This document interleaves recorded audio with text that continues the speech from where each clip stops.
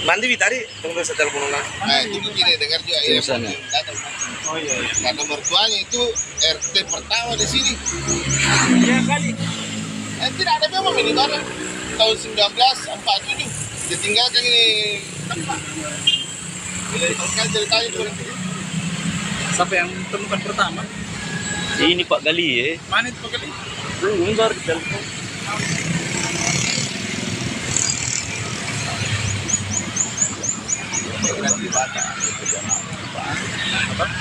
Tidak menarik temukan pertama kalau di sini sadar memang udah nggak ada kalau tempat mainnya orang tuh.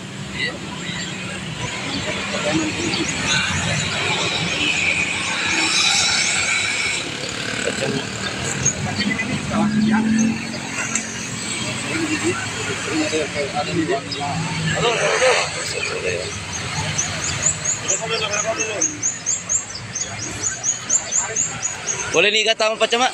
Dari Ki, baru-baru? Kalau sekarang bagaimana caranya masuk? Oh, dikasih neki melalui alat. Ada kan sama Pak Camat sama Pak Polisi di lokasi.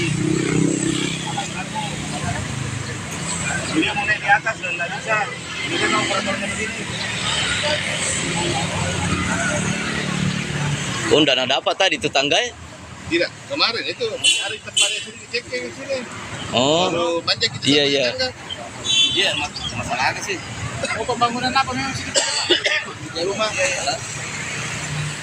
Ada kan bisa yang tempatnya di sekarang iya. Dia kan tadi sudah bilang saya. Oh iya. Kita harapkan saja bahwa dia hanya mengamankan tempat ini, menjelaskan sedikit bahwa ini ada dugaan setelah berkomunikasi dengan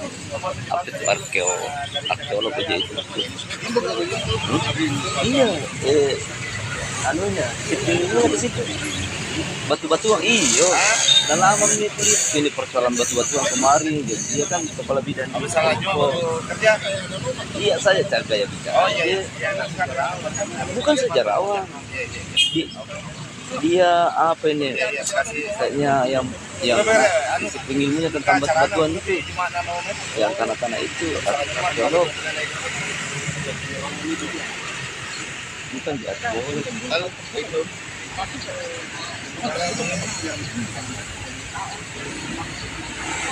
Kayaknya Pak Kapolsek sektor pengamanannya saja dia mengamankan. Tanya di sini bagus. Ini dia kecamatan Soreang yang ada di Kota Parepare. Ini Kapolsek Soreang. Ini Wakapolsek Soreang. Ini adalah ahli bidang perbatuan. Mungkin bisa menjelaskan adalah Mas Joko.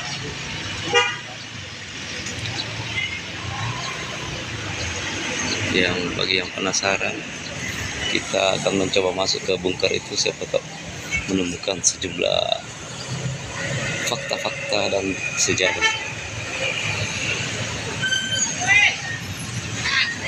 Ini tepatnya di depan penjual buah Pertamina Kota Parepare.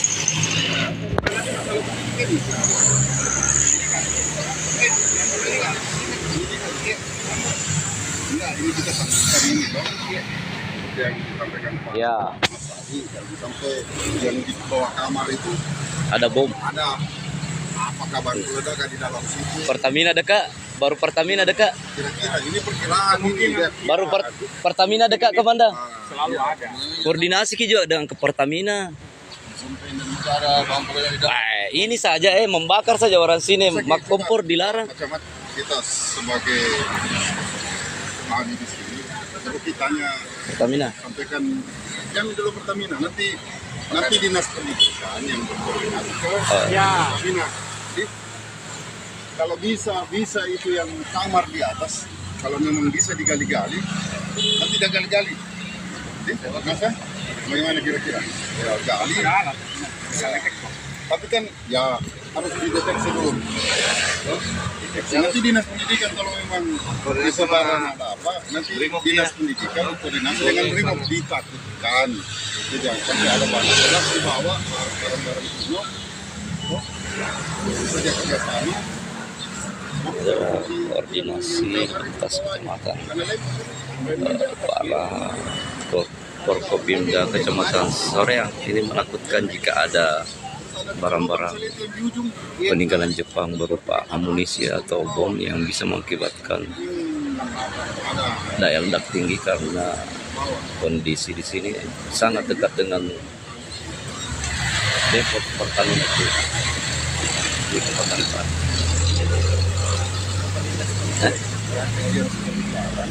Ya, sama Lubawan.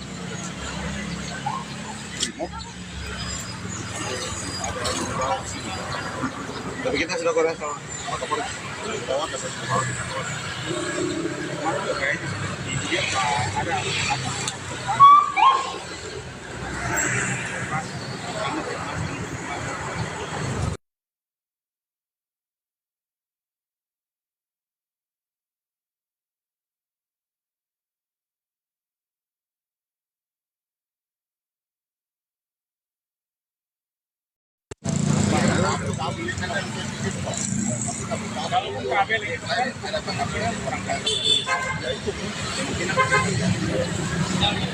Karena dari data itu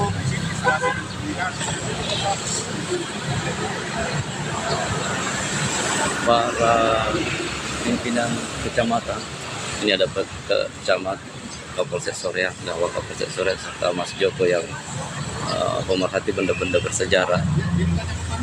Ini telah melakukan koordinasi dan memantau lokasi dugaan bunker milik peninggalan Jepang. Nah, bunker ini diduga adalah tempat bunker milik radio pemancar radio Jepang. Dari perkiraan Mas Joko yang pemerhati benda-benda bersejarah dan pencari benda-benda peninggalan Jepang. Mas Joko ini adalah seorang pemerhati sejarah.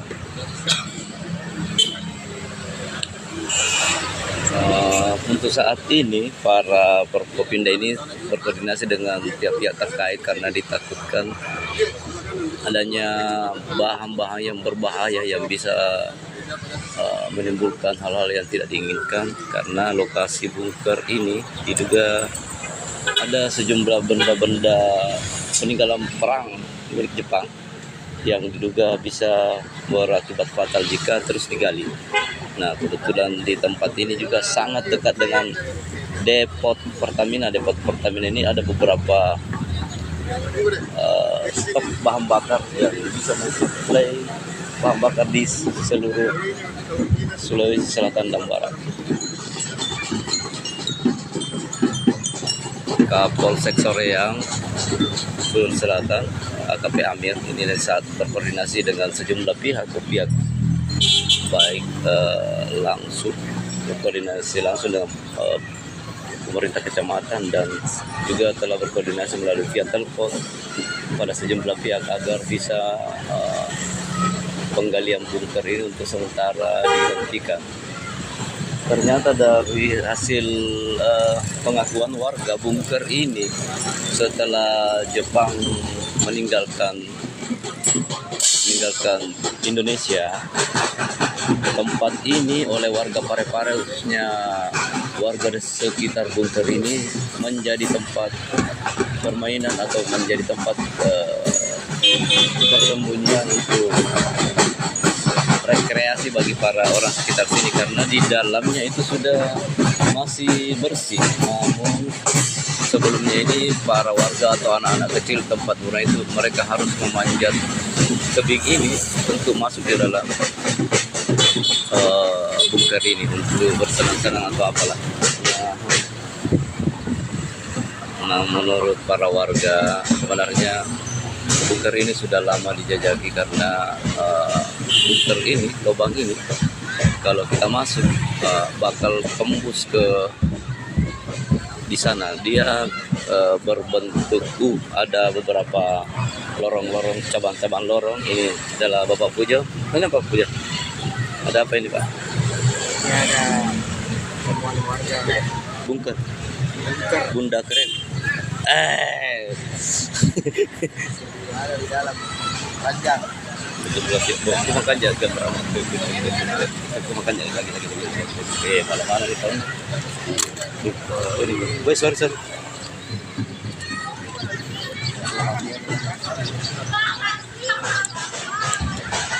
Kepolisian Polres Parepare dalam hal ini Polsek Batu Kiki, Polsek Soreang dipimpin langsung oleh KP Amir. Masih terus berkoordinasi tentang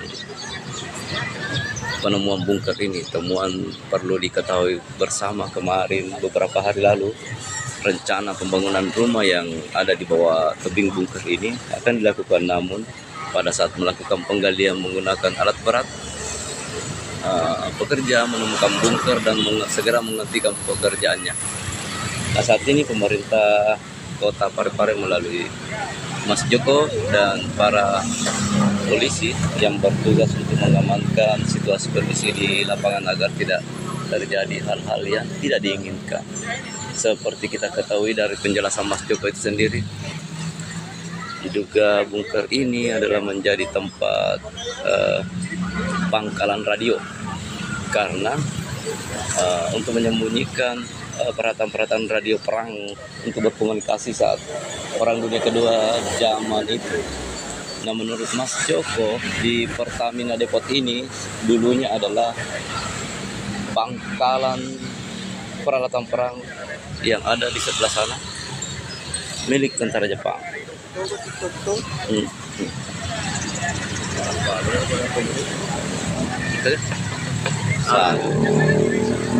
Selamat teman-teman yang baru saja bergabung dan menyaksikan live secara langsung temuan bunker oleh warga dan pemerintah setempat. Nanti kita mencoba masuk ke tebing itu, masuk dalam gua melalui alat berat yang disediakan. Tapi karena ini hari Jumat, mungkin ada pembatasan orang yang bakal masuk di situ.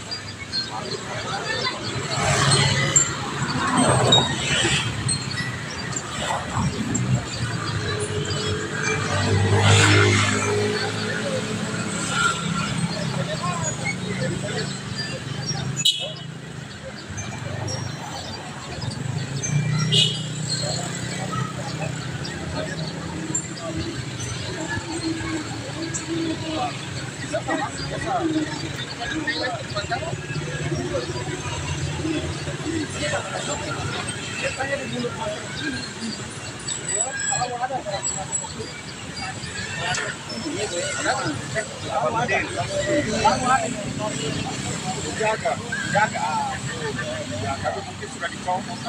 Kalau bukan di sini di mana karena strategi saya atau yang di mana tuh? Tapi kalaupun ada biasanya barang-barang Biasanya dikeruk atau diambil sama orang murah. Jadi ya di sini dia.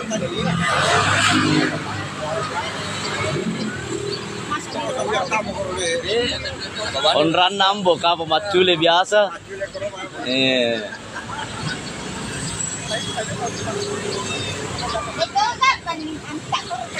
Iya, angka gamma kan nganta ko macan rilala.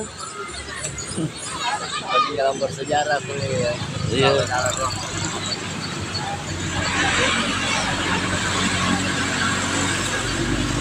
Kenapa itu berlalu? Kecil. Berapa kami deh? Kayak bicu anak-anak monti biasa. Kita mah. Tapi tamak deh. Ide, lahat kami kawakata tatalime tadi. Bakit to kita kami tama kami tula. Iya, Dia Pak. kata tawa lalu. Jauh.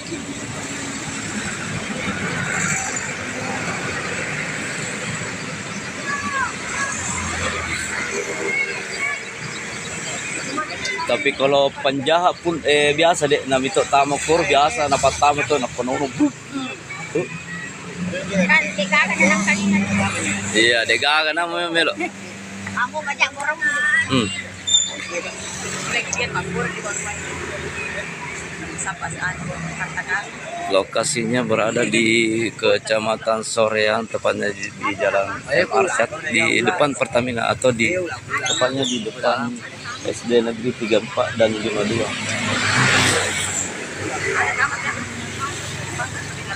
Lubang ini adalah goa, merupakan bunker yang dulunya digunakan oleh tentara Jepang untuk menyimpan peralatan-peralatan radio menurut Mas Joko yang bisa dipakai untuk komunikasi pada saat zaman perang.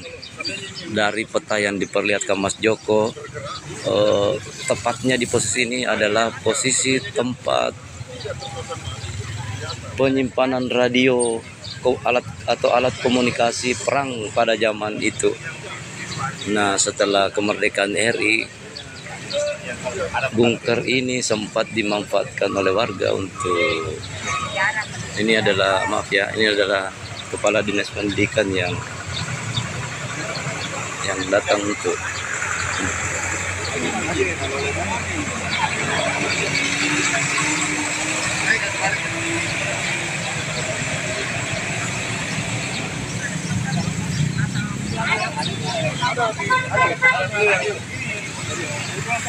kita coba lihat peta dari Jadi ini arsip Belanda, dokumen Belanda. Dulu di sini Pak Kadis. kepala dinas pendidikan diajar oleh Mas Joko. Di Pak Guru gimana kepala dinas pendidikan?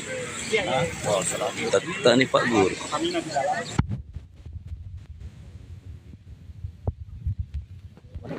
Banyak oleh Mas Joko ya, seorang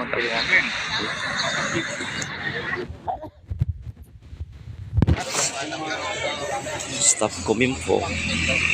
Justru ini penjelasan staf Kominfo yang juga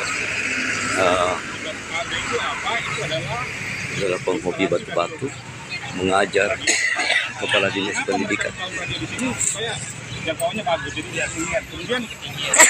Staf Kominfo lebih tahu situasi ini daripada kepala dinas pendidikan yang termangu-mangu seolah-olah belajar.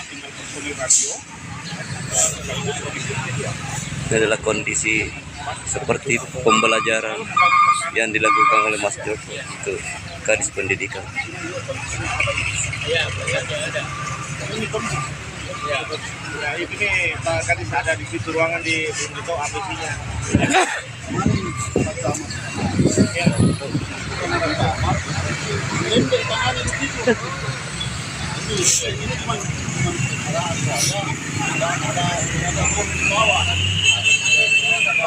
Sepertinya kepala dinas pendidikan ini kurang mengetahui informasi sejarah yang ada di Kota Parepare.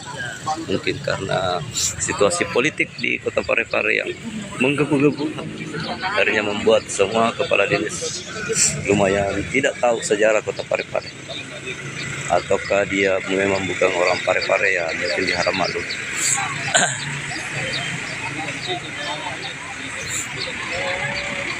Iya Mas, ini baru saja berkoordinasi dengan para pimpinan kecamatan.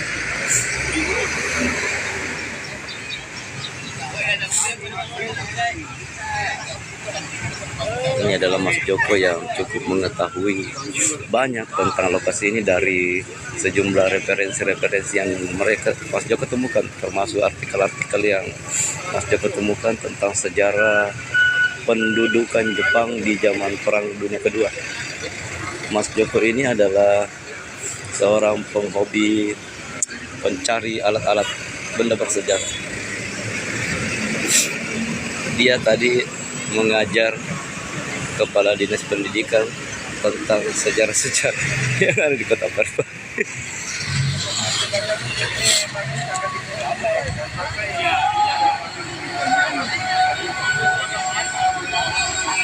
Kalau Anda ingin lebih tahu banyak tentang benda-benda bersejarah milik peninggalan Jepang yang ada di Kabupaten Pindrang, Kota Parepare, Sidrap, dan Kabupaten Baru, silakan kunjungi Facebook, YouTube Mas Joko. Ini orangnya. Maaf karena hari Jumat dan situasi dan kondisi mulai panas, live ini akan kami